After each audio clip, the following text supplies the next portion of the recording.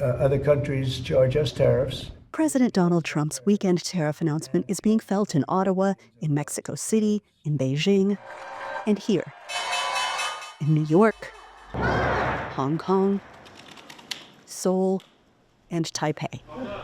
Around the world, markets fell Monday after Trump dropped 25% tariffs on Mexico and Canada, and 10% on China.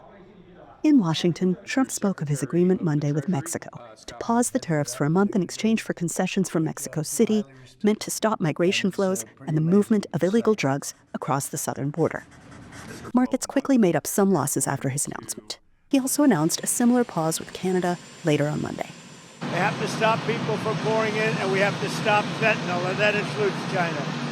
Fentanyl has killed this year at least 200,000 people.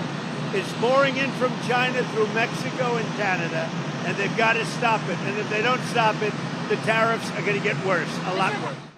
Mexican President Claudia Sheinbaum sounded a hopeful note on Monday.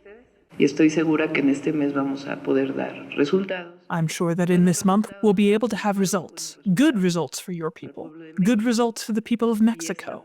And this was the result of the agreement. It was a good conversation, with respect. Economic scholars say consumers will start to feel the pinch soon and pointed to historical parallels. This brings us back to the 1930s, when, as you may recall, a trade war was one of the factors that deepened the Great Depression as economies all over the world erected barriers in order to keep imports out. In the longer term, keeping tariffs high would end up reducing the total amount of global trade, which would diminish competition and reduce the diffusion across the world of technological innovations. And that could end up, over a longer term, reducing the pace of U.S. and global economic growth.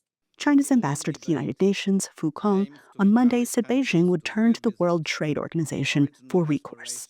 We do believe that this is in violation of the WTO rules, so that's why China is filing a complaint at the WTO, and also where we may be forced to take countermeasures. And let me also emphasize that there is no winner in a trade war. Trump acknowledged that the move would raise prices, but said the higher tariffs would be worth the price to bolster U.S. interests. Anita Powell, VOA News, the White House.